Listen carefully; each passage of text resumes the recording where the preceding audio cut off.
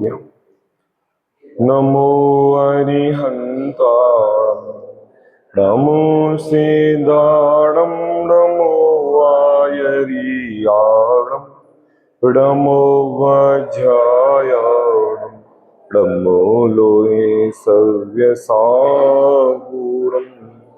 मंगलम भगवान वीरो मंगलम गौतमोगण मंगलम कुंद कुंदाद्यो जय धर्मस्तु मंगलम। सर्व मंगल मांगल्य सर्व कल्याण कारकम विदानम सर्वधर्माणां जैनम जयतु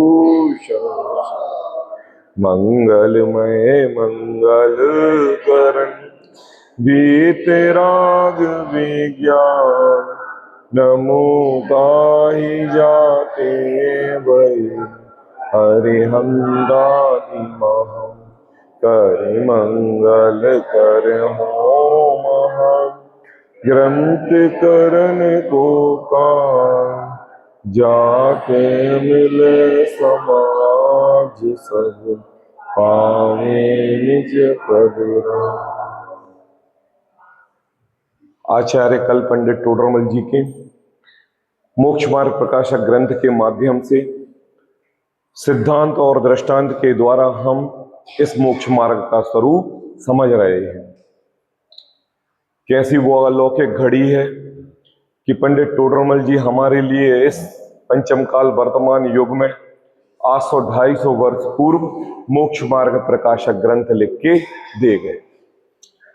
हम जितने भी पुराण पढ़ते हैं, जितने भी 200, 500, 1000 वर्ष पुराने ग्रंथ जो भी पढ़ते हैं, वहां सिद्धांत द्रव्यान योग की मुख्य रूप से चर्चा होती है। वो ग्रंथ हमें थोड़े कठिन लगते हैं, वो ग्रंथ हमें पढ़ने में थोड़े जटिल लगते हैं, उन ग्रंथों को समझने में हमें कठिनाई जाती है। अहो भाग्य उदय हमारा कि पंडित टोडरमल जी के इस मोक्ष मार्ग प्रकाशक ग्रंथ में प्रत्येक पैराग्राफ में किंतु मिलेगा, प्रत्येक पैराग्राफ में आपको परंतु मिलेगा और प्रत्येक पैराग्राफ में आपको दृष्टांत मिलेगा।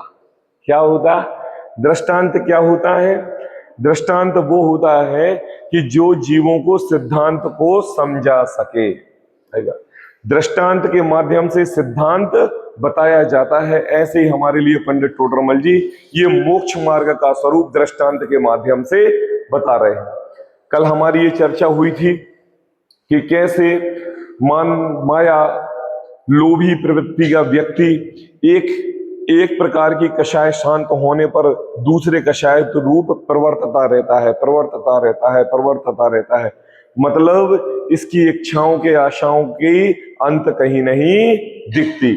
अगर ये जीव सुखी होना चाहता है तो इच्छाएं खत्म कर दे।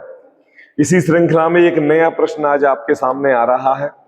ये प्रश्न कोई कठिन नहीं है, ये प्रश्न बहुत सरल है और ये प्रश्न भाई साहब हम सभी आप लोगों के हैं।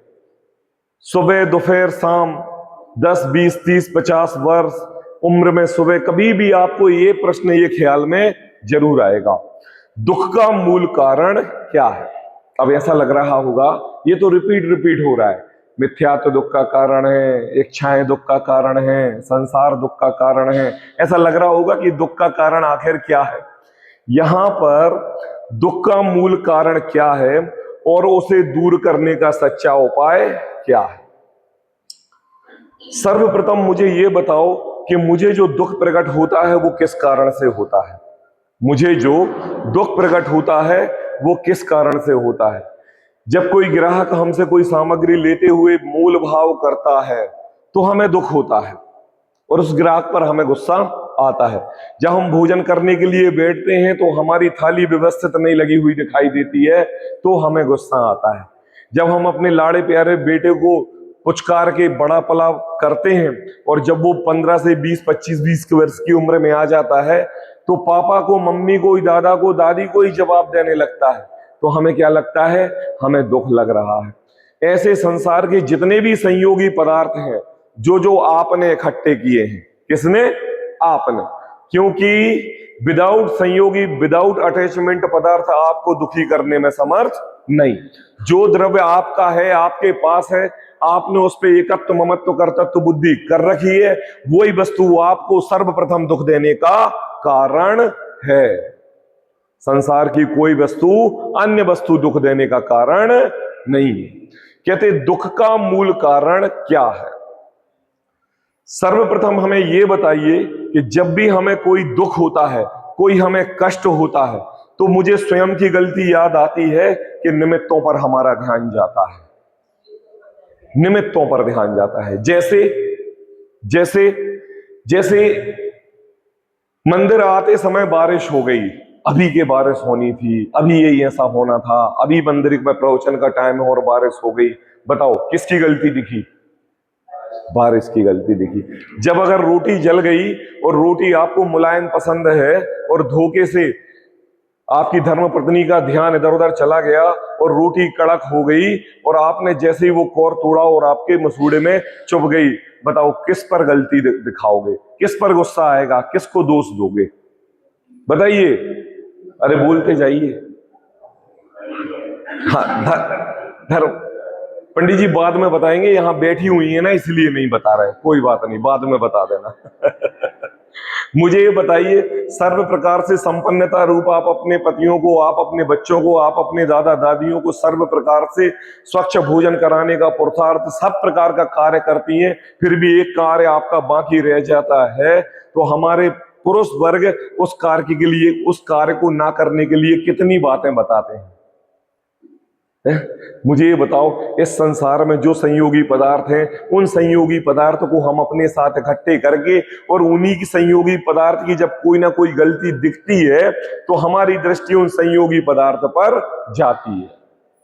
जाती है कि नहीं जाती? तो कहते हैं दुख का मूल कारण क्या है? पता हमारी हालत कैसी है? हमारी हालत कैसी है?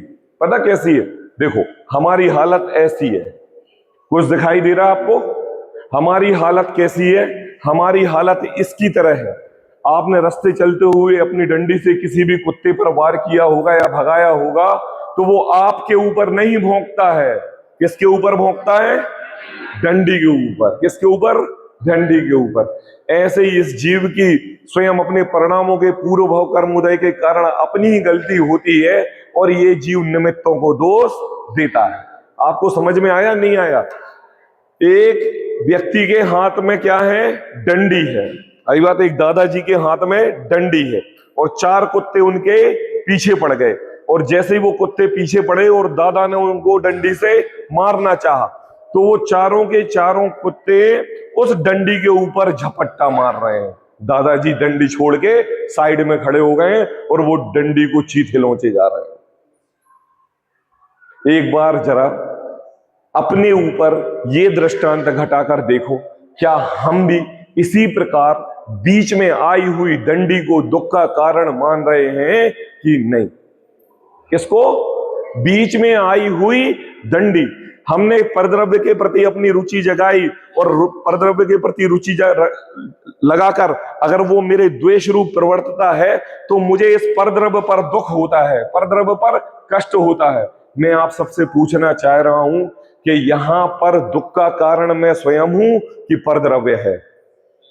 जोर अभी कुत्ता बोला था, डंडी वाला तो सबने अपनी जोर से बोला था। अब जब अपनी गलती पकड़ने में आई तो कोई सब चुप हो गए, साइलेंट। किसकी गलती है? कोई मुझे यहां पर हाथ खड़ा करके बता सकता है 1 मिनट का बोल के कि मेरी गलती कहां है? मेरी गलती कहां है? देखो, इस संसार की प्रक्रिया में कर्मोदय जन्म अवस्था रूप क्रिया इतनी स्वाधीन और निर्मल और स्वच्छ है भाई साहब, उस क्रिया को कोई अकाउंटेंट नहीं कर रहा है और व्यवस्थित सुव्यवस्थित चल रही है। क्या? ज्ञानावरणादि 8 कर्म, 4 कर्म घातिया, 4 कर्म अघातिया, 4 कर्म आपके अंतरंगी और 4 कर्म आपके बहिरंगी, 4 कर्म आपको ज्ञानावर्णी, दर्शनवर्णी, मोहिनी और अंतराय, और 4 अघातीय कर्म आयु, नाम, गोत्र और वेदनी। सारी ये संसार की सामग्री, साम्राज्य, करना धरना, दुकान, मकान, घर, बच्ची, स्त्री, पुत्र, सभी कुछ चलाने वाले ये 8 कर्म हैं, जिसमें आपका एक रंच मात्र भी रोल नहीं है। अब बताओ, 8 वॉलेंटियर हमारे पीछे खड़े हुए हैं ज्ञानावरणादि 8 कर्म के तौर पर। हम उनको तो देख नहीं रहे हैं। और किस पर दृष्टि डाल रहे हैं? किस पर दृष्टि डाल रहे हैं?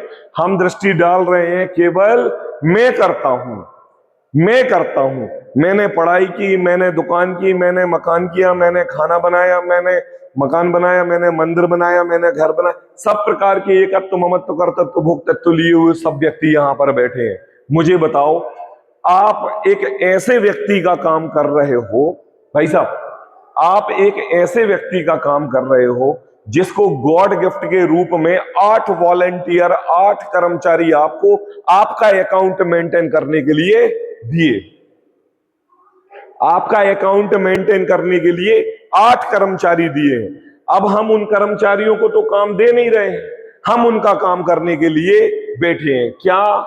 मेरा ज्ञान बहुत तेज है, मेरी श्रद्धा बहुत तेज है, मेरे संसार के प्रति मोह बहुत ज्यादा है, मेरा कभी अंतराय कर्म, जो काम मैं हाथ डालूं पंडित जी वो काम सिद्ध हो जाता है, मेरी आयु 90 वर्ष की है, मेरा गोत्र उच्च कुल का है, मेरा साता वेदनी का उदय चल रहा है, जहां पर भी हाथ लगाते हैं वो वस्तु सोने की बन जाती है। आपके द्वारा बनती है? मुझे बताइए किसके द्वारा बनती है? पूरा अकाउंट मेंटेन करने के लिए 8 वॉलंटियर आपके पीछे खड़े हुए हैं। और ये पीछे केवल इस भाव से नहीं, प्रत्येक पर्याय में 8 वॉलंटियर आपके साथ खड़े रहते हैं। जीव ये उन वॉलंटियरों के काम को भूल जाता है और स्वयं 8 कर्मों का कर्ता बन जाता है। किसकी गलती? किसकी गलती? डंडी की गलती कि मारने वाले की गलती? स्वयं की गलती। तो कहते हैं दुख का मूल कारण क्या है? बोले स्वयं ही दुख का मूल कारण है। जब तक ये जीव अपनी सर्व प्रकार के इंद्रियों को वश में ना करके, वश में करके अपने ज्ञान को अपने रूप प्रवर्तता है, परद्रव्य की गलती उसको गलती नहीं लगती, स्वाद्रव्य की गलती उसको गलती लगती है। इसलिए 10 धर्मों में एक सबसे बड़ा धर्म अंत में आता है जिसको बोलते हैं उत्तम क्षमा। क्या बोलते हैं? उत्तम क्षमा।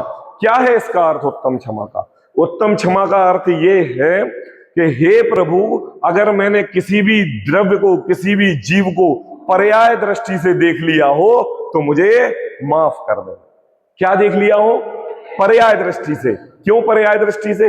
पर्याय दृष्टि से देखेंगे तो मुझे अपनी पत्नी पत्नी दिखेगी, और द्रव्य दृष्टि से देखेंगे तो मुझे अपनी पत्नी भगवान दिखेगी। पर्याय दृष्टि से देखेंगे तो मुझे अपना बेटा बेटा दिखेगा, और द्रव्य दृष्टि से देखेंगे तो मेरा बेटा मुझे भावी भगवान दिखेगा। हे प्रभु, अगर मेरे से ये गलती हुई हो कि मैंने किसी भी द्रव्य को पर्याय दृष्टि से देखा हो तो मुझे माफ कर देना। एक बार इस सिद्धांत को समझने का प्रयास करो। पर्याय दृष्टि हटाना मतलब परद्रव्य से मैं पृथक हूं ये स्वीकार करना। अगर हमने ये स्वीकार नहीं किया तो डेली, नित्य, प्रतिदिन हम एक दूसरे पर उंगली उठाते रहें। और बहुत अच्छा, बहुत बड़ा सिद्धांत है कि जब आप किसी दूसरे पर एक पर उंगली उठाते हो तो 3 उंगलियां कहां होती हैं? अपने आप। मतलब तू स्वयं को गुनहगार नहीं बता रहा है, सामने वाले को गलती करने वाला बता रहा है, तो 3 उंगलियां तेरे को खुद बता रही हैं कि तू स्वयं अपने के स्वभाव को भूला हुआ है। देखिए सिद्धांत तो पढ़ते हैं अपन इसका। उसी प्रकार जीव को अंतराय के निमित्त भूत, किस कर्म के उदय के कारण? अंतराय। भाई साहब, बीज खाने में हमें कहीं जाना पड़ा, कोई ऐसा काम हमें आ गया जो हम अच्छा करना चाहते थे, लेकिन अंतराय कर्म के कारण वो कार्य अशुभ रूप में गया, गलत हो गया। हम चाहते थे कि हम ऐसा करें, इधर जाएं, इस बंद ना करें, उधर जाएं, लेकिन वो काम सही नहीं हुआ। मैं चाहता था कि मेरे बेटे इंजीनियर बने, लेकिन वो डॉक्टर बन गए। तो ये क्या हो रहा है? कहते जीव को जब अंतराय से निमित्त भूत किए गए वाह चेतन अचेतन द्रव्यों द्वारा विघ्न हुआ। किसके द्वारा हुआ? ज्ञानावर्णी, दर्शनावर्णी, मोहिनी, अंतराय। 4 वॉलंटियर खड़े हुए ना लाइन से। ज्ञानावर्णी, दर्शनावर्णी, मोहिनी, अंतराय। इस अंतराय कर्म का उदय ये है भाई साहब कि जो भी आप करना चाहते हो, जो भी आप विचार करते हो, जो भी आप भविष्य की प्लानिंग करते हो, उस भविष्य की प्लानिंग में पूर्व भाव में बांधे हुए कर्म का नाम अंतराय कर्म ऐसा कर्मोदय है कि जब जब कोई आप कार्य करना चाहते हो, ये अंतराय कर्म अपनी टांग अड़ा देता है। क्या अड़ा देता है? अपनी टांग अड़ा देता है। मतलब जो भी मैं कार्य करना चाहता था और वो कार्य नहीं हुआ। बताओ भाई साहब, दुकान खोली कितने बजे? 11 बजे। यहां से जब 10 बजे प्रवचन समाप्त हुए, जब माताओं बहनों ने घर पे भोजन बनाया और भोजन बनाने में लेट हो गई, तो हमने उनको मिक्सी की तरह चलाया। किसकी तरह? कैसे? जल्दी बनाओ, जल्दी बनाओ, जल्दी बनाओ, जल्दी बनाओ। क्यों? क्योंकि हमें कहां जाना है? पहुंच गए ना, दुकान पहुंच गए ना, झाड़ू लग गई ना, काउंटर साफ हो गया ना, लाइट वाइट बढ़िया, पंखे पंखे सब चालू हो गए ना, अब तो ग्राहक आ जाना चाहिए, अब तो ग्राहकों की लाइन लग जानी चाहिए। लेकिन कितने आते हैं ग्राहक? 2, 4, 5, 6। अगर वो ग्राहक आ भी गए और जरूरी नहीं कि वो आपसे सामग्री खरीद ही लें, क्या पता टाइम पास करने के लिए आए हो। मुझे बताओ, ये सब कार्य हमारे इस वर्तमान पंचम काल में क्यों हो रहे हैं?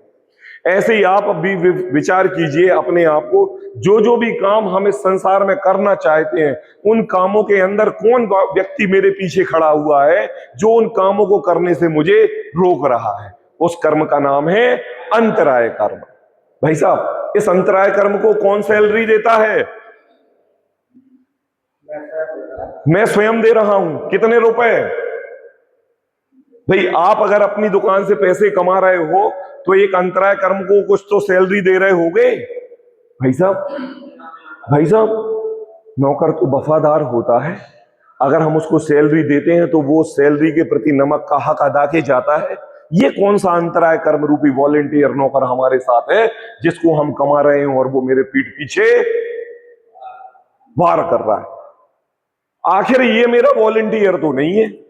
कैसा वॉलेंटियर है कि जो ऑटोमेटिक अपने प्रति इतना ईमानदार है कि आपके पूर्व भाव में बांधे हुए कर्मों का लोका लेखा जोखा इतना व्यवस्थित किए हुए है कि कभी आपको छोटे से जहां 1000 रुपए का प्रॉफिट हो वहां तो 1000 का प्रॉफिट करा देता है, और जहां लाखों रुपए की बात हो वहां 2 लाख रुपए का नुकसान करा देता है। ये क्या है? ये अंतराय कर्म। बोले, इस संसार के जितने भी कार्य आपके अपशगुन अशुभ रूप दिखाई देते हैं, इनके पीछे किस कर्म का काम है? अंतराय कर्म का काम। अब ईमानदारी से अपने हृदय पर हाथ रख के बोलिए, हम अंतराय कर्म को ध्यान रखते हैं कि निमित्त भूत जो पदार्थ अंतराय कर्म का आड़ा डालने वाली वस्तु जड़, जिसका स्पर्श रस गंध वर्ण स्वभाव है, जिसमें चेतनता नहीं है, हम उसको दोष देते हैं। किसको दोष देते हैं? अभी के गाड़ी स्टार्ट नहीं होनी थी, अभी के बारिश होनी थी, अभी के लाइट गोल होनी थी, अभी के मुझे नींद आनी थी, अभी के मुझे रिश्तेदार घर पर आने थे, अभी के मुझे बीबी ने दूध लेने के लिए भेज दिया था। अभी बताओ, किसको दोष दे रहे हो? किसको दोष दे रहे हो? काम गलती किसकी है? स्वयं की। किस कारण से? अंतराय कर्म के कारण से। ये प्रश्न जो आपको दिखाई दे रहा है, जीव को अंतराय से निमित्त भूत किए गए बाह्य चेतन अचेतन द्रव्यों द्वारा विघ्न हुए यह जीव उन बाह्य द्रव्यों में वृथा ही द्वेष करता है। भाई साहब, अगर पर वस्तु आपको दुख देने में समर्थ हो, है ना, पर वस्तु जिसमें चेतनता नहीं है, जो जड़ है, वो दुख देने में समर्थ हो, तो आपके द्वारा लाई गई साड़ी, कपड़े, व्यवस्था, घर, मकान, पंखे, कूलर सब आजीवन जब तक आप हो तब तक व्यवस्थित चलने चाहिए। लेकिन सर्वमूल बात बताऊं कि वो ही वस्तु हमें सबसे ज्यादा दुख देती है। अब ये समझ में नहीं आया, पुण्य उदय से ये सब सामग्री हमें प्राप्त हुई और वो ही दुख देने का कारण बन गई। बोले हाँ, क्योंकि अंतराय कर्म का बंध हमने किया है। पता क्या होता है? अभी मैंने जब आपको एक थाली दिखाई थी, उस थाली में हमने कहा था कि अपने परिणाम बिगाड़ने पर जब मैंने परिणाम बिगाड़े तो मेरे जो कर्म का आवरण हुआ वो 8 कर्मों रूप बराबर हुआ। जैसे एक थाली का भोजन गले के अंदर जाते ही से हड्डी मांस सब प्रकार के वस्तु व्यवस्था वो बन जाती है। ऐसे ही एक परिणाम बिगाड़ने से आठों कर्म का संबंध बन जाता है। उसमें ज्ञानावर्णी, दर्शनावर्णी, मोहिनी, अंतराय, आयु, नाम, गोत्र, वेदनी, आठों कर्म बराबर बनते हैं। इसलिए दुख का मूल कारण है अंतराय कर्म। अच्छा, बहुत सही बता दिया पंडित जी। अब मैं कर्म खरीदने जाऊंगा ना तो अंतराय कर्म नहीं खरीदूंगा, बाकी सब कर्म खरीद लूंगा। बताइए, आपके हाथ में है ये व्यवस्था? है। आपके हाथ में ये व्यवस्था है कि हे प्रभु, जैसे बने तैसे मेरे परद्रव्य के प्रति परिणाम ना बिगड़े। अगर परिणाम बिगड़ते हैं तो ये आठों कर्म एक्टिव होते हैं, और ये आठों कर्म ऐसे हैं कि मेरे द्वारा जीवन भर, मेरे द्वारा कमाए हुए, मेरे द्वारा खिलाए हुए, मेरे परिणामों के साथ रहते हुए, मेरे आत्म स्वभाव में अपना घर बनाए हुए, मेरे ही पीठ पीछे वार करते हैं। ऐसा मुझे जानी दुश्मन नहीं चाहिए। आपकी लैंग्वेज में कहें तो आस्तीन का सांप, जोर से बोला करो, आस्तीन का सांप नहीं नहीं, हमें तो चाहिए। कहते हैं देखो, दुख का मूल कारण क्या? मिथ्या दर्शन। मिथ्या दर्शनादिक से इच्छा द्वारा जो मिथ्या उत्साह उत्पन्न होता था वह सम्यक दर्शन से दूर होता है, और इन सम्यक दर्शनादि द्वारा ही अंतराय का अनुभाग घटता है। देखो, अब एक चीज और मैं बता दे रहा हूं, अनुभाग शब्द आया तो अगर आप मुझसे ये कहो कि पंडित जी, ये मनुष्य भाव, ये जिनवाणी, ये जिनकुल और जिन धर्म जो हमें मिला है, ये पूर्व भाव में बांधे हुए कर्मों के उदय से मिला है। आई बात? पूर्व भाव में बांधे हुए कर्मों के उदय से मिला है। ठीक है, मिल गया, भोग रहे हैं, सुख सुविधाओं संपन्नता से युक्त हैं। लेकिन मुझे बताओ कि मेरा अगला भाव क्या होगा? तो मैं आपसे यह प्रश्न करूंगा कि जिस प्रकार के परिणाम आपने इस भाव में किए, इस भाव के परिणाम आपके वो 8 वॉलेंटियर नोट कर रहे हैं, और उन परिणामों के बस आपकी अगर 75 वर्ष की आयु है तो 50 वर्ष की आयु में सारे के सारे संयोग आपको व्यवस्थित कर दिए जाएंगे। कितने वर्ष की आयु में? अगर आपकी 75 वर्ष की आयु है, अगर किसी की 90 वर्ष की आयु है, तो 60 वर्ष में आपके आने वाले ज्ञानावर्णी, दर्शनावर्णी, मोहिनी, अंतराय, आयु, नाम, बुद्ध, समस्त प्रकार के कर्मों का लेखा जेखा फुल एंड फाइनल, जैसे मार्च के दिन क्लोजिंग मिलाते हैं ना, वैसी क्लोजिंग फिक्स हो जाएगी। किस उम्र में? 60 में।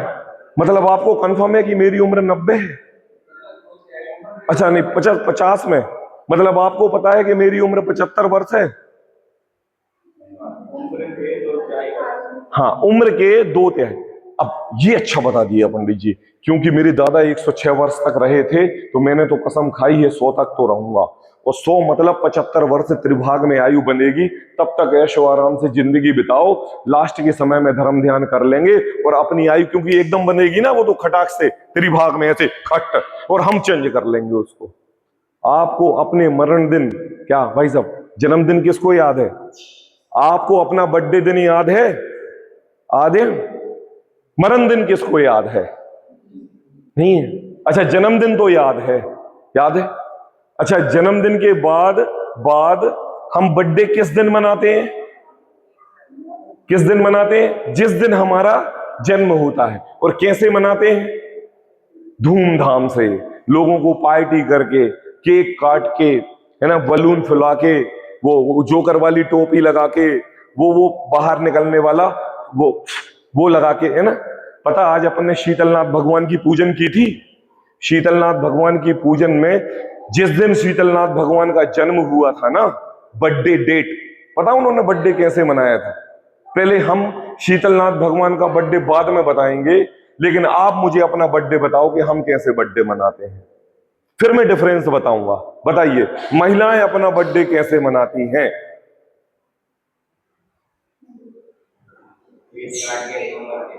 आप ही बोल लो, जो कल्पना करनी है आप ही कर लो, हम तो चुप रहेंगे। कैसे? शीतलनाथ भगवान ने अपना बर्थडे, जिस बर्थडे के दिन वो जन्मे थे, उसी बर्थडे के दिन दीक्षा धारण करके केवल ज्ञान की प्राप्ति करने के लिए निकल गए थे। क्या कह रहा हूं मैं आपसे? मैं ये कह रहा हूं, शीतलनाथ भगवान ने जिस दिन अपना जन्मदिन था, बर्थडे के दिन ही क्या मुनि दीक्षा धारण की थी। बताइए, कभी आपने अपने पिताजी को ऐसा गिफ्ट दिया? क्या कभी अपने पिताजी को ऐसा सरप्राइज किया? क्या आपने कभी शीतलनाथ भगवान की पूजा करते हुए ये नोटिस किया कि एक बर्थडे मनाने का तरीका ये भी है कि अपने जन्मदिन के दिन मुनि दीक्षा धारण करके वन में निकल जाएं और तीर्थंकर पदवी को धारण करें? ये भी एक बर्थडे मनाने का शुभ अवसर है। वो तो यहां पर मुझे अनुभाग की स्थिति में वो बर्थडे याद आ गया। मैं ये बात कर रहा था कि जब हमने त्रिभाग में अपनी आयु बांध ली तो अब आप ये कहोगे, दादी जी ये कहेंगी, दादी जी आपकी उम्र क्या है? 75, 76, 65, 66, मतलब लगभग दादी की त्रिभाग आयु कंप्लीट हो चुकी है। मतलब आयु तो बन गई होगी ना। और किस किस की बन गई है? हाथ खड़े करो। हाँ, और बन गई है। हाँ, बन गई। और अच्छा, मतलब आप सब लोगों को अभी 150 वर्ष जीवन जीना है। क्यों क्यों क्यों? सबको अपना मरण दिन पता है, जन्मदिन तो पता ही था। पंडित जी हमें अपना मरण दिन भी पता है, इसलिए हम हाथ नहीं उठाएंगे, क्योंकि हमें तो 108 वर्ष की आयु हमारी लिखी है कॉपी में, तब तक तो हम जीवित रहेंगे। जब त्रिभाग में हमारी आयु बन गई, अब जो आयु हमारी शेष बची वो तो फिर ऐशो आराम से रहो ना। मस्त खाओ पियो, मस्त जो ओढ़ना पहनना हो, जहां घूमना है फिरना है खाओ। क्यों? क्योंकि आयु तो बन गई ना। ये तो नियम है ना, शास्त्रों का नियम है कि त्रिभाग में आयु बनती है। तो मान लो किसी की 90 वर्ष है तो 60 वर्ष की उम्र में बंधेगी, 75 है तो 50 वर्ष की उम्र में बंधेगी, 50 है तो 35 वर्ष की उम्र में बंधेगी। सुनो, एक गर्भ के अंदर जीव अपनी नेक्स्ट आयु भी बांध लेता है और गर्भ में मरण कर जाता है। मतलब उसकी आयु उसके आयु प्रमाण पूर्व भाव में बांधे हुए पूर्ण आयु के त्रिभाग में ही बंधती है। अगर आपको अपनी पूर्ण आयु पता है तो आप मुझे बता सकते हो कि मेरी आयु बंध चुकी है। लेकिन किसी के पास कोई जवाब नहीं कि मेरी आयु बंधी है कि नहीं बंधी। अब सपोज आप अगर ये सोचो कि मेरी आयु बंध चुकी है, अब मैं मंदिर क्यों जाऊं? ये तो कहते हैं कि बुढ़ापे में धर्म ध्यान करना चाहिए, बुढ़ापे में शास्त्र पढ़ना चाहिए, बुढ़ापे में जनवाणी पढ़ना चाहिए, बुढ़ापे में तीर्थ यात्राओं पर जाना चाहिए। लेकिन मेरी आयु तो पूर्ण बंध ही चुकी है। अब मुझे जो भी आयु मिल रही है वो तो ऐसो आराम से बितानी है। पता क्या होता है उन बाकी के बचे हुए वर्षों में? जिसकी अगर 60 वर्ष में आयु बनी है तो बचे कितने? 30। जिसकी 75 में बनी तो बचे कितने? 25। जिसकी 50 में बनी उसके बचे वर्ष कितने? 15। पता है इन वर्षों में क्या होता है? पूर्व भाव में बांधे हुए कर्मों की उदीर्णा होती है। क्या होता है? पूर्व भाव के बांधे हुए कर्मों का जो अनुभाग था उसकी स्थिति मतलब क्वालिटी को हम कम कर सकते हैं। क्या आया? नहीं आया समझ में? समझा देता हूं। अगर मैंने किसी भी प्रकार की नीच गोत्र का बंध बांध लिया और मुझे ऐसे धर्म में पैदा होना है जहां पर नॉन वेजिटेरियन और जो सभ्य समाज के बीच में रहने लायक नहीं है, और उस जाति का अगर हमने बंध बांध लिया, क्यों भाई साहब नहीं बांध सकते क्या? क्यों नहीं कर सकते? अगर हमारे अंतरंग में मायाचारी रूप, छल कपट रूप, अन्याय अनीति पूर्वक रुपए पैसे कमाने के, दूसरों का धन पैसा हड़पने के भाव रहते हैं तो यही गति मिलती है। सर्व प्रकार से यही गति मिलती है। कहते हैं कि त्रियंचों में मायाचारी पाई जाती है, मनुष्यों में कौन सी पाई जाती है? मान, महाविश्वरूप है।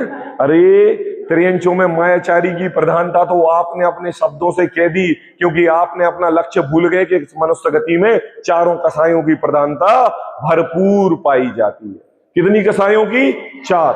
अगर मायाचारी पूर्वक अगर कोई त्रियंच मरण धारण करता है तो यह भी हो सकता है कि आपसे उच्च गति प्राप्त कर ले और आप अपनी चारों कसायों के भलीभूत ऐसी गति प्राप्त कर लो कि जहां से निकलना मुश्किल है।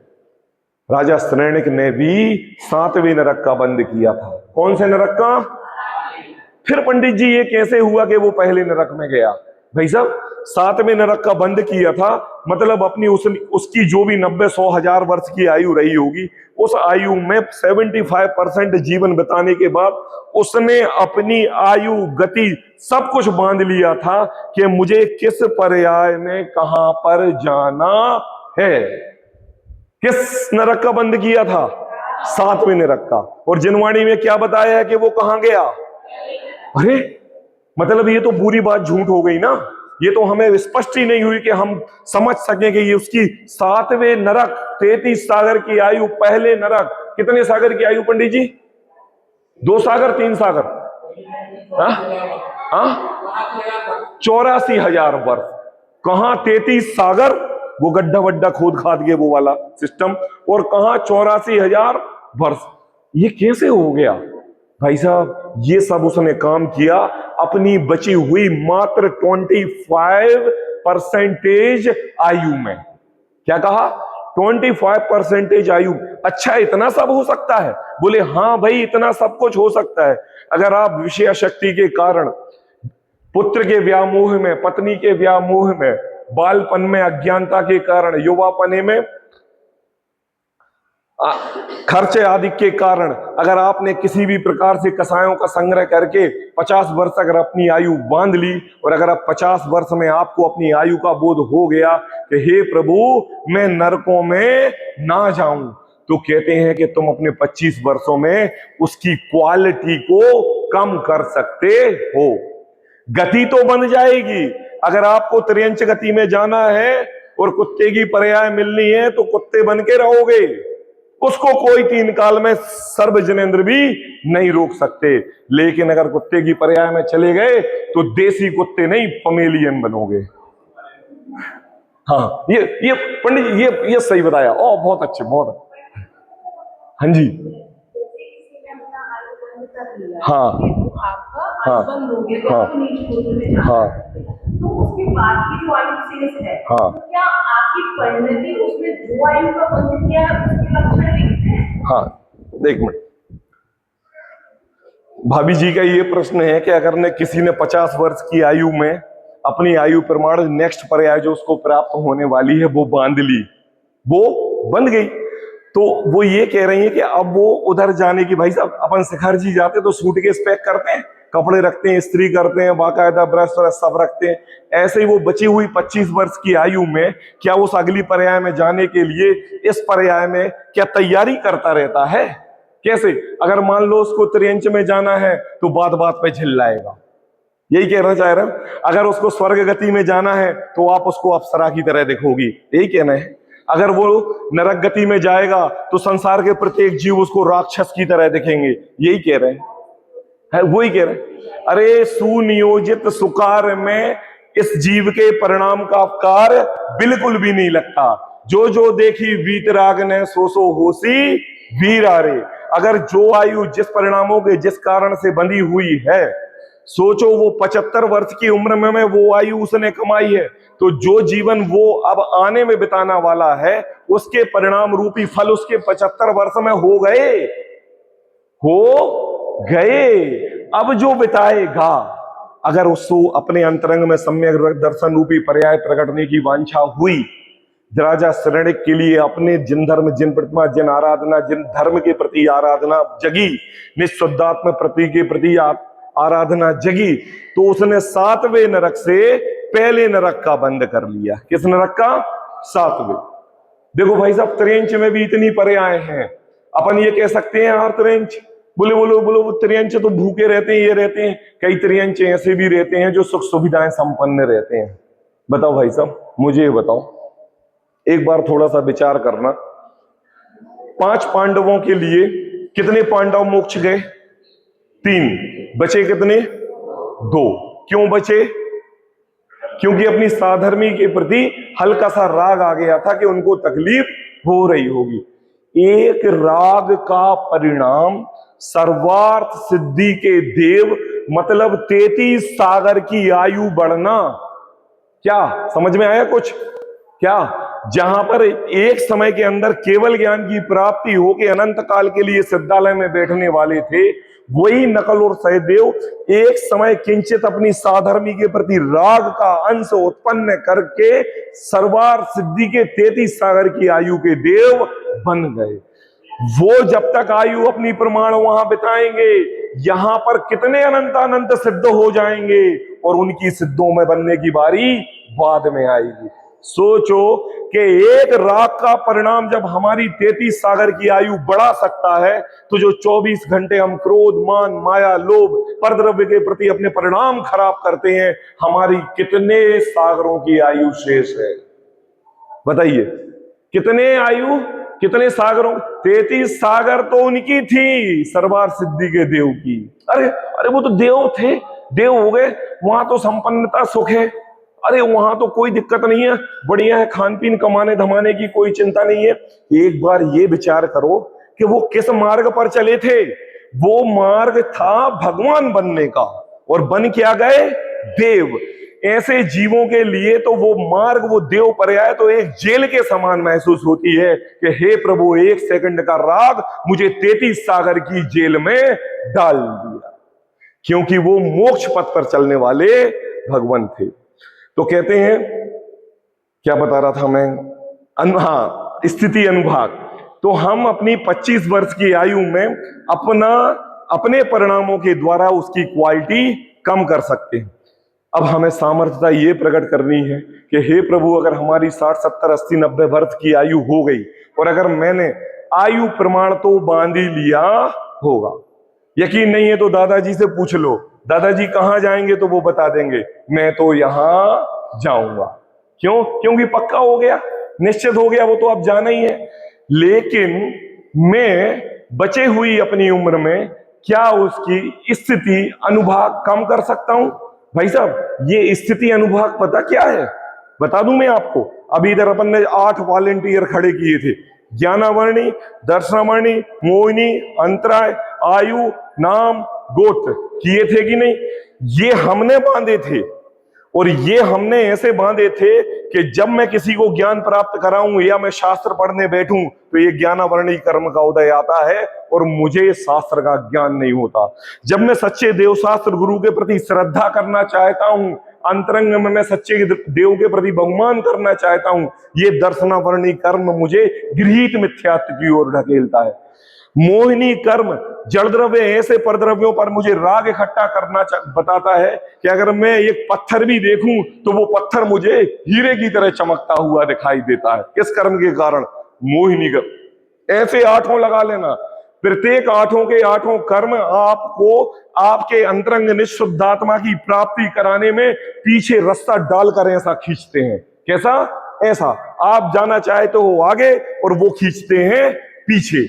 अगर आपको उनके शक्ति, उनके बल, उनके पुरुषार्थ को कम करना है तो आपको अपनी बची हुई आयु में अपने परिणामों को सम्यक दर्शन पूर्व, अपने आत्म कल्याण में, अपने परिणामों की स्थिरता में, अपने परिणामों की सरलता में, चारों कषायों के अभाव में परिणाम को बिल्कुल तरल शीतल जल के समान स्थिर करना पड़ेगा, जिस कारण से पूर्व में बांधी हुई आयु कर्म का अनुभाग घट जाएगा।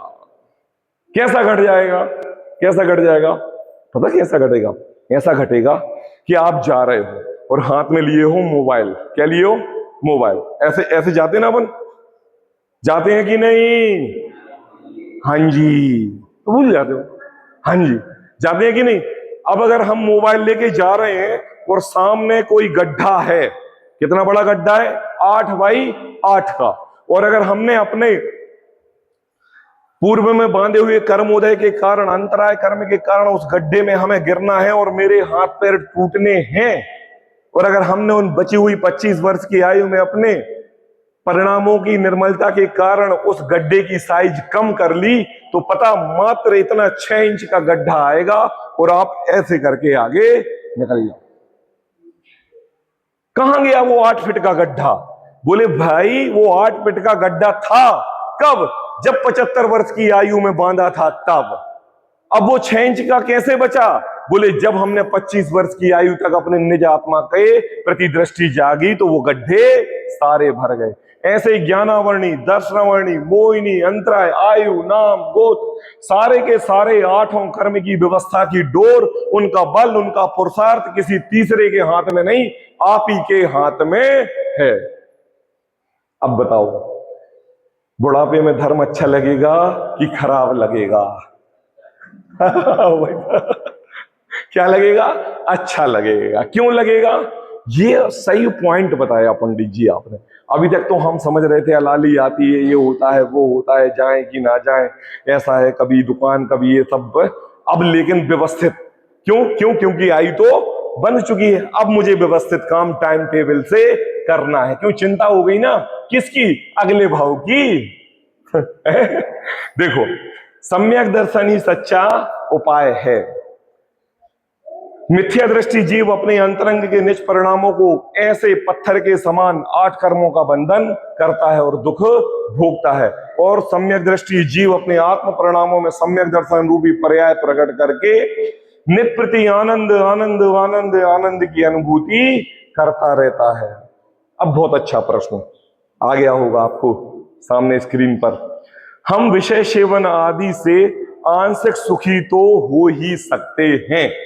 बताइए, हो सकते हैं? देखो, आंशिक सुखी तो हो ही सकते हैं। बताइए, नहीं हो सकते?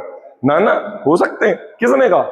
यहां पूर्ण सुख की बात नहीं हो रही है, आंशिक सुख की हो रही है। पता है, जैसे जैसे महिलाएं प्रथम दिन जब साड़ी खरीदती हैं और प्रथम बार उस साड़ी को पहनती हैं तो आंशिक सुख तो महसूस करती हैं कि नहीं? मैं महिलाओं के उदाहरण इसलिए ज्यादा देता हूं क्योंकि बेचारे पुरुष लोग दिन भर कमाने में लगे रहते हैं, उनको खर्च करने का समय ही नहीं मिलता, और पूरा का पूरा खर्च करने का डिपार्टमेंट महिलाओं ने ले लिया है, इसलिए उन महिलाओं की चिंता हम ज्यादा करते हैं। ठीक है ना? Permission allowed? हाँ, क्योंकि बेचारे 10 बजे उनको बिल्कुल खाना पीना खिला के आपने मिक्सी की तरह भेजा, अब वो दिन भर दुकान पे बैठे रहे, हारे थके आए, सो गए, मंदिर जाना है तो चलेगा, वरना कोई बात नहीं, और फिर वही ड्यूटी 365 दिन। बताओ भाई साहब, पैसे कौन खर्च करेगा? वो जो मेहनत से पैसे कमाता है उस पे पैसे खर्च नहीं होते, और जो मेहनत से पैसे नहीं कमाता है उसके बहुत खर्च होते हैं। इसलिए ज्यादा उदाहरण इधर के दे रहा हूं। तो सर्वप्रथम जब हमने प्रथम साड़ी खरीदी और प्रथम दिन पहनी तो हम आंशिक तो सुख को भोगते हैं, है ना? हमारे पुरुष वर्ग में बैठे हुए कुछ लोगों को अन्य अन्य प्रकार की, नाना प्रकार की रुचि होगी। किसी को ओढ़ने की रुचि होगी, किसी को पहनने की रुचि होगी, किसी को घर में नई सामग्री, एंटिक चीज रखने की प्रसन्नता होगी, किसी को नए मोबाइल खरीदने का, नई गाड़ी, कोई भी एंटिक चीज झांसी में देखी तो वो घर में लेके आना है, अपने शहर में लेके आना है। तो कहते हैं इन सब सामग्री इकट्ठी करने से हमें मिलता क्या है? भाई साहब, क्या मिलता है? भाई साहब, क्या मिलता, बताइए? हाँ, कैसा? आंशिक सुख। उसको देखो, बहुत अच्छा प्रश्न है। आंशिक सुखी तो होते ही है ना। यहाँ पूर्ण सुख निराकुल केवल ज्ञान स्वरूप भगवान आत्मा की बात नहीं है, हमारी तुम्हारी बात है कि हम प्रवचन सुन के आंशिक सुखी होते हैं, हम भोजन करके आंशिक सुखी होते हैं, हम गाड़ी घोड़े बंगले इकट्ठे करके आंशिक सुखी होते हैं। तो क्या हम इस बात को झुटला दें कि हम सुखी होते हैं कि दुखी? क्या होते हैं? हाँ, अब आए लाइन। हाँ जी, ये सुख जो है खाद के पुजारी जैसा। बिल्कुल, जोरदार तालियां बाबूजी के लिए। बाबूजी ने कहा कि ये जो सुख है ये खाज खुजाने जैसा सुख है, कि खाज जैसे खुजाने में तो बहुत मीठी लगती है लेकिन बाद में बहुत दुख देती है। बिल्कुल सही। लेकिन हमें आंशिक सुख तो मिलता ही है। क्या करने में? हाँ, अरे खाद खुजाने में। एक लाइन में सब समाहित हो गया। कहते हैं देखो, यहां पर आप पिक्चर देख रहे हैं पीछे क्या बनी हुई है, मैं भी देखता हूं। यहां पर ये नीचे कौन खड़ा हुआ है? यहां नीचे ये कौन खड़ा हुआ है? कौन? मानव? हाँ, मैं स्वयं, है ना? अगर आपके अंतरंग में इतनी इच्छाएं नहीं है तो आप वहां नहीं हो। अगर आपके अंतरंग में इतनी इच्छाएं हैं, एरोप्लेन, चश्मे, हार, साइकिल, बाइक, हवाई जहाज, पानी का जहाज, जूते, मोबाइल, नाना प्रकार के आइटम आपको दिख रहे हैं। इस जीव की इच्छा इतनी है और मुंह इतना है। सब कुछ इसको ग्रहण करना है, सब कुछ।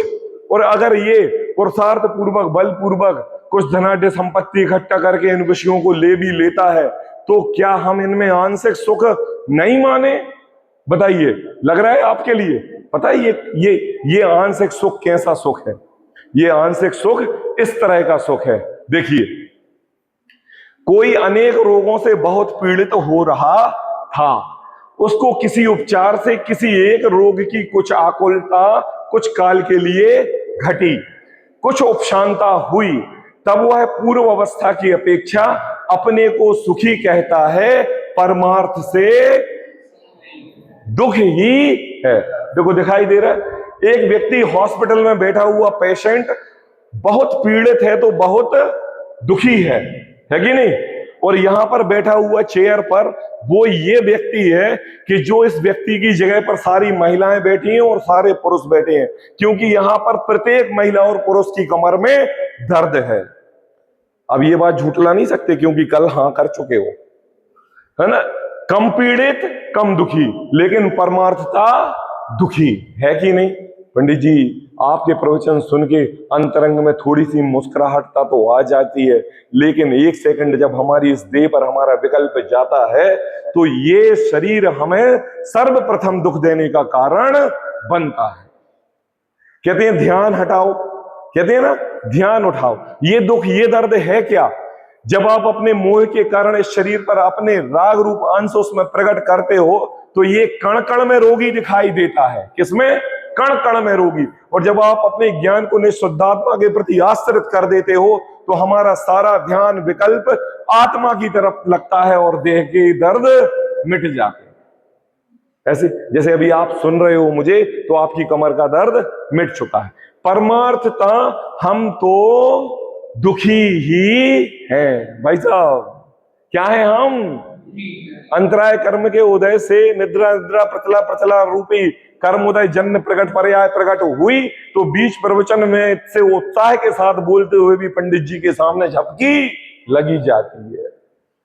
क्या कहा? देखिए, अब बहुत अच्छी बात है, अपन ने महसूस कर लिया कि हाँ हम दुखी हैं। अब हम क्या वास्तव में दुखी हैं? बताइए। देखिए, किसी काल में दुख की कुछ कमी, परमार्थता सुख नहीं, परमार्थता सुख नहीं। यहां पर इस चित्र को देख के आप ये मत समझ लेना कि हमारी पूर्व पर्याय बंदर की थी। ये तो मैंने एक पिक्चर डाल दी है।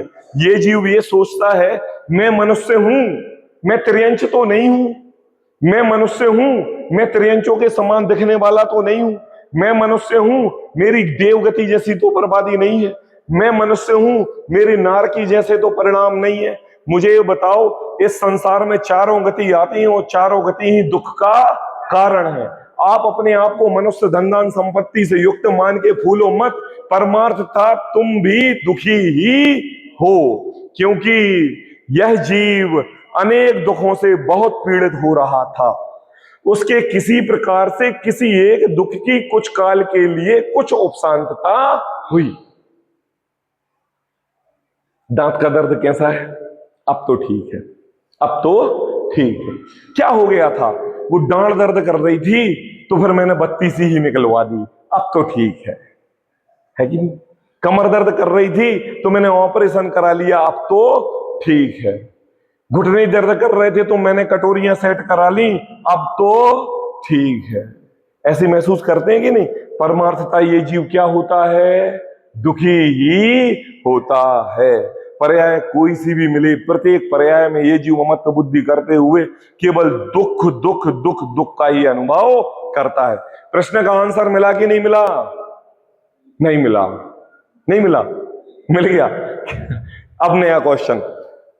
थोड़ा बहुत ऐसा लग रहा है कि हम कुछ सीख के जा रहे हैं। अब एक बहुत अच्छा प्रश्न आने वाला है, बहुत अच्छा, बहुत अच्छा। पिक्चर देख के भी आपको आनंद आएगा और प्रश्न सुन के भी आपको आनंद आएगा, है ना? क्यूरियोसिटी बना लो, सरप्राइज आपके सामने आने वाला है। छू मंत्र।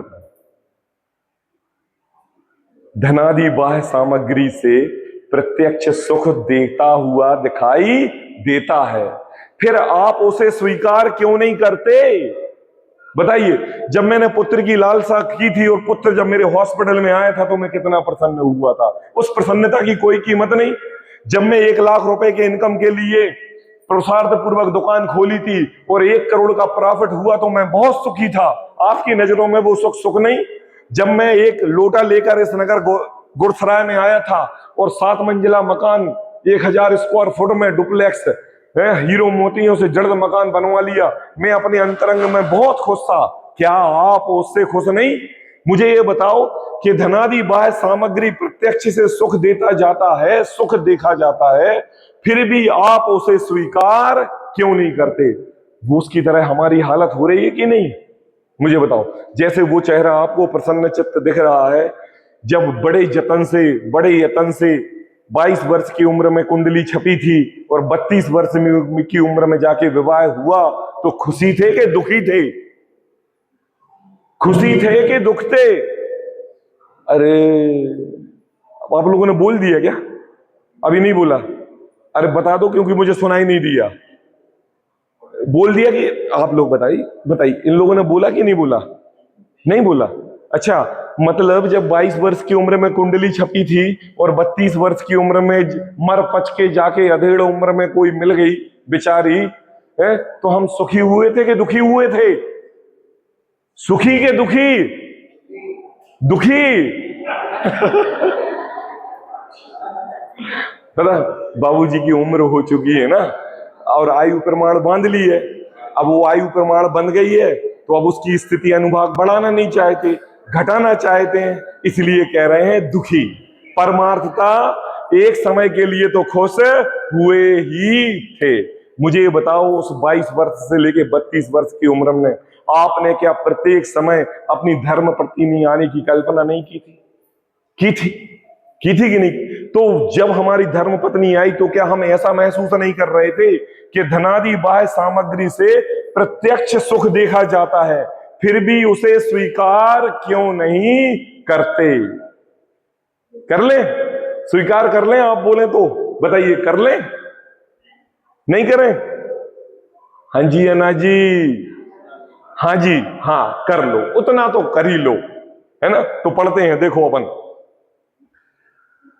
यदि लाख धन के धनी को 1000 धन का व्यय हुआ तब तो दुखी होता है। देखो, ये कोटेशन मैंने इसलिए दिया क्योंकि इसके साथ साथ आपको मोक्ष मार्ग प्रकाशक की लैंग्वेज, मोक्ष मार्ग प्रकाशक ग्रंथ पढ़ने का तरीका और मोक्ष मार्ग प्रकाशक में क्या विषय वस्तु है वो प्रमाणित हो जाए।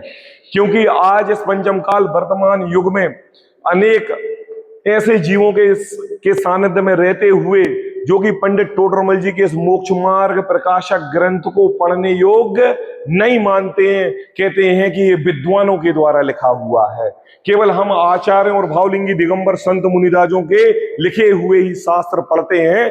तो ये विषय मैं उन जीवों के लिए पढ़ाना चाहता हूं। क्या इसमें कुछ आपके लिए ऐसा लगा कि जो मुनिराजों के द्वारा चली आ रही परंपरा के विरुद्ध हो? बताइए।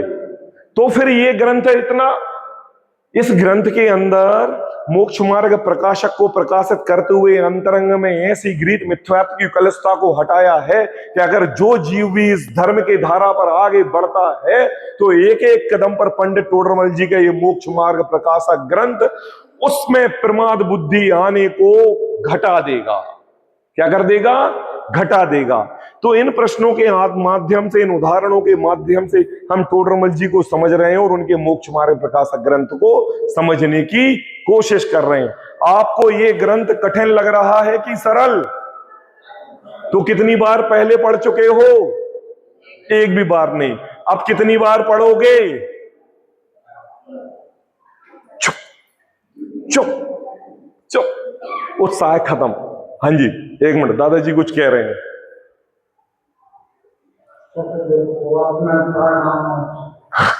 सुख दुख तो अपने परिणामों से है। आप परद्रव्य के प्रति अपना अंश लगाते हैं, ये पता अपने परिणाम कैसे हैं? ये अपने परिणाम चुंबक की तरह हैं। जो अकेली रहती है तो स्वयं में रहती है और परद्रव्य के प्रति अपना अंश लगाती है तो चिपके बिना रहती नहीं है। अभी आएगा वो प्रश्न। देखो, लाख धन के धनी को हजार धन का व्यय हुआ तब वह तो दुखी होता है। यहां क्या बताया गया है कि जैसे किसी व्यक्ति के पास लाख रुपए हैं, कितने व्यक्ति के पास, किसी लाख धनी व्यक्ति के पास, उसको 1000 रुपए का नुकसान हो गया। क्या हो गया? नुकसान हो गया। ये देखिए, आप देख रहे हैं, रुपयों की लालसा में दुखी। ये व्यक्ति बाजू में बैठा हुआ इतने सारे रुपयों के साथ है।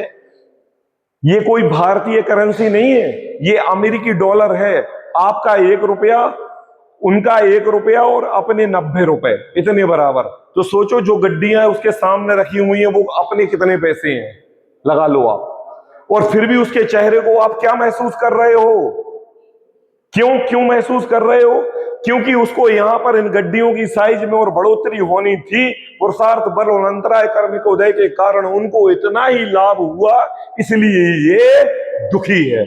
और इसी के बाजू में दिखती हुई एक पिक्चर आपके लिए, एक छोटा सा बच्चा थोड़े से रुपयों को लेकर और थोड़ी सी चिल्लर हाथ में लेके बहुत प्रसन्न है, बहुत प्रसन्न है, बहुत प्रसन्न है। क्यों? क्योंकि उसकी इच्छा वांछा इतने रुपए कमाने की नहीं थी। उसको ये लग रहा था कि मुझे 1 कॉइन मिल जाए तो भी परिपूर्ण है, लेकिन उसको और अत्यधिक की कमाई हुई। बताओ, इस रुपयों के सामने इस रुपयों की कोई कीमत है? यहां पर देखने वाले पैसे कौन से ज्यादा लग रहे हैं और कौन से कम? ये ज्यादा लग रहे हैं और ये कम। और दोनों के चेहरे देखो तो कौन प्रसन्न लग रहा है और कौन दुखी? बिल्कुल जस्ट उसके अपोजिट। जिसके पास रुपया ज्यादा वो सबसे ज्यादा दुखी, और जिसके पास जितना रुपया कम वो सबसे ज्यादा सुखी।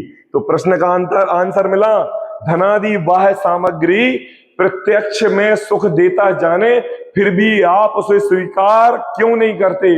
क्योंकि इस जीव की इच्छाएं इतनी हैं, जीव की इच्छाएं इतनी हैं कि इसकी एक इच्छा खत्म होती है और ये दूसरी इच्छा के लिए खड़ा हो जाता है।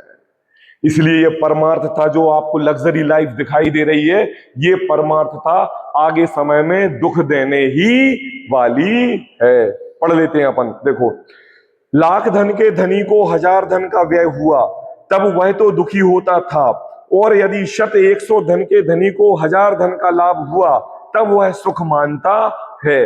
बाह्य सामग्री तो उसके पास इससे 99 गुनी है। कितनी है? बाह्य सामग्री तो इसके पास, इस व्यक्ति के पास बाह्य सामग्री तो इस व्यक्ति की अपेक्षा 99 गुनी अधिक है, लेकिन फिर भी दुखी है। अथवा लाख धन के धनी को अधिक धन की इच्छा है, वह दुखी है, और 100 धन के धनी को संतोष है, इसलिए वो सुखी है। तो बताओ, लालसा में जीव दुखी होता है कि संतोष में जीव सुखी होता है? संतोष में जीव सुखी होता है। तथा किसी को मोटे वस्त्र का मिलना दुखकारी होता है, किसी को सुखकारी होता है। मोटा मतलब पंडित टोडरमल जी के समय 250 वर्ष पूर्व किसी के पास मोटे हो ना, खादी के बने हुए, तो वो अपने आप को बड़ा आदमी महसूस करता था। और किसी के पास परदनिया की वो पट्टे वाली धोती हो ना, तो वो अपने आप को गरीब महसूस करता था। तो कहते हैं, तथा शरीर में क्षुधा आदि पीड़ा व बाह्य इष्ट वियोग का, अनिष्ट के संयोग का होने पर किसी को बहुत दुख होता है और किसी को थोड़ा दुख होता है, किसी को दुख होता ही नहीं है। देखिए, उसी प्रकार बाह्य सामग्री से सुख दुख मानते हैं। क्या मानते हैं? बाह्य सामग्री से सुख दुख मानते हैं। आपको पता है कि आपके सामने एक सब्जी का ठेला लगाने वाला जो 12 बजे आता है और 4:30-5 बजे चला जाता है। 12 बजे आता है और 4-5 बजे चला जाता है। आप 1500 का आइटम बेच रहे हो, वो 60 रुपए किलो के टमाटर बेच रहा है। आप अपनी दुकान पर फिक्स रेट का बोर्ड लगाए हुए हो और 60 रुपए के टमाटर लेने में कह रहे हैं 40 के दे दो। महंगाई ज्यादा है क्या? मुझे ये समझ में नहीं आ रहा है कि यहां पर सुखी कौन है और दुखी कौन है। वो अपना दिलेर व्यक्ति, उसने कहा 60 रुपए, आपने कहा 40 रुपए, कहता है बाबूजी आप आए हो सुबह सुबह 50 के ले जाओ। और आपकी दुकान पर अगर किसी ने 5 रुपए कम करने के लिए बोल दिए तो क्या लगता है? कहते हैं भैया कि बाह्य सामग्री से सुख दुख मानते हैं, वही भ्रम है। सुख दुख तो साता असाता के उदय होने पर मोह के निमित्त से होता है। किसके निमित्त से? मोह। अच्छा, मुझे बताना, असाता के उदय में मोह कम होगा कि साता के उदय में मोह ज्यादा होगा? बताइए। असाता के उदय में मोह ज्यादा होगा और साता के उदय में मोह कम होगा, क्योंकि साता का असाता का उदय इसके परिणामों से है। ये जीव चुंबक की तरह जब परद्रव्य के प्रति अपनी दृष्टि डालता है और उससे मोह करता है तो ये बिलखता है, और साता के उदय में परद्रव्य की वस्तु इसके सामने होते हुए भी उसका उस पर लक्ष्य नहीं जाता तो ये सुखी हो जाता है। कहते हैं बाह्य सामग्री से सुख दुख मानते हैं, वही भ्रम है। सुख दुख तो साता असाता के उदय होने पर मोह के निमित्त से होता है, ऐसा प्रत्यक्ष देखने में आता है। असंतोषी दुखी और संतोषी सुखी। सुख दुख बाह्य सामग्री से नहीं, साता असाता जन्य है। कुछ समझे कि नहीं समझे? अब एक और प्रश्न ले लें, रुक जाए। हाँ, आप लोगों का बहुत अच्छा एक इशारा हमें काम करता है। अगर टाइम हो जाता है ना तो आप लोग एक एक करके वहां देखने लगते हो, तो मुझे पता चल जाता है कि टाइम हो गया है। कोई बात नहीं, प्रश्न पढ़ लेते हैं, आंसर इसका कल पढ़ेंगे। ये देखिए, एक इंद्रिय जीवों को तो प्रत्यक्ष में कोई दुख दिखाई नहीं देता, क्या वे सुखी हैं? एक इंद्रिय भाई साहब, पंचेंद्रिय सैनी गाय बैल बकरी ये तो हमें सामने ही दुखी दिखाई देते हैं। एक इंद्रिय जीव मस्त चाल में चींटी चलती रहती है, मस्त चाल में मच्छर घूमता रहता है, मस्त चाल में हमारी जिनवाणी के अंदर छोटे छोटे तिरुले हो जाते हैं, मस्त चाल में हमारे गेहूं आटे के जो धो धागे रखते हैं उसमें भी तिरुले हो जाते हैं। वो तो मुझे परमार्थता पूर्ण सुखी दिखाई दे रहे हैं। क्या ये बात सच है? इस बात का जवाब कल हम यही 8 बजे करेंगे। सभी लोग समय पर आप। सहजानंदी शोध स्वरूप